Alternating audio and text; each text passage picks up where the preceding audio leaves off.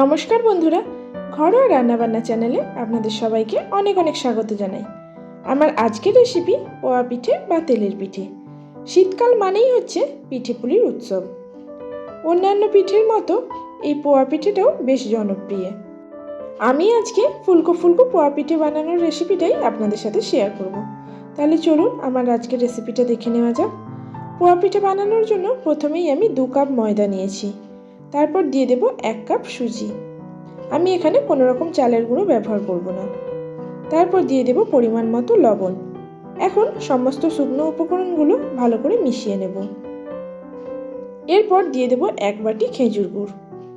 এখানে চাইলে আপনারা খেজুর গুড়ের পরিবর্তে চিনিও ব্যবহার করতে পারেন, তবে মিষ্টির পরিমাণটা আপনারা চাইলে স্বাদ অনুযায়ী কম বেশি করতে পারেন।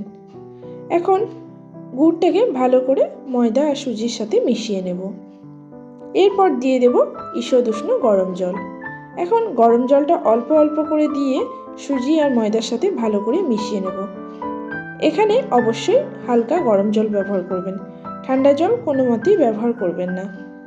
গরম জল ব্যবহার করলে আমরা যে সুজিটা ব্যবহার করেছি ওটা খুব সুন্দরভাবে ফুলে উঠবে আর সুজিটা সফট হয়ে যাবে। এতে পোয়া পিঠেগুলো নরম আর ফুলকো ফুলকোও হবে। এরপর এইভাবে চামচ বা হাতের সাহায্যে সুজি আর ময়দাটা মাখিয়ে এইরকম একটা ফ্লোয়িং ব্যাটার বানিয়ে নিতে হবে। এই পর্যায়ে সুজি আর ময়দাটা যতটা সুন্দর করে মাখা হবে পিঠেগুলো খুব সুন্দর তৈরি হবে। এখন ঢাকনা দিয়ে 30 মিনিটের জন্য রেখে দেব। 30 মিনিট পর দেখবেন সুজিটা খুব সুন্দরভাবে ফুলে গেছে।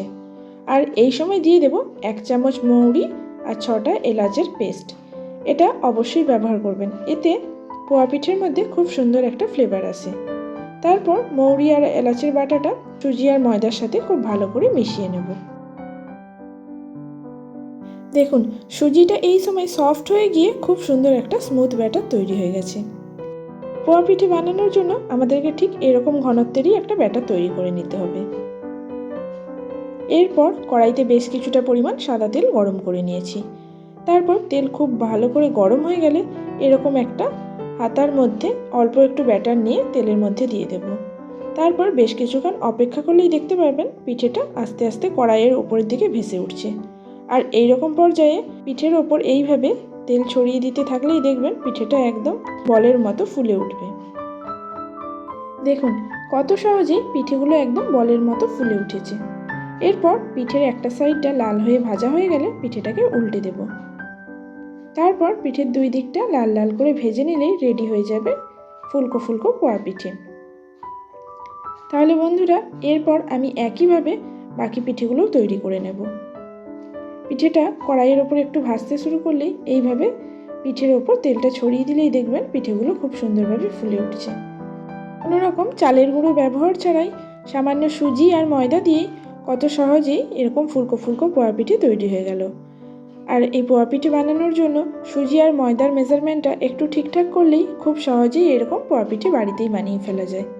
তাহলে বন্ধুরা আমার এই আজকের রেসিপি যদি আপনাদের ভালো লেগে থাকে তাহলে লাইক, শেয়ার ও কমেন্ট করার অনুরোধ রইল। আর আমার চ্যানেলে নতুন বন্ধু হয়ে থাকলে চ্যানেলটা সাবস্ক্রাইব করে পাশে থাকতে পারেন। আজকের মতো এই পর্যন্ত, খুব শীঘ্রই হাজির হব আবারও একটা নতুন রেসিপি নিয়ে। ততক্ষণ সবাই ভালো থাকুন, সুস্থ থাকুন আর সাবধানে থাকুন। ধন্যবাদ।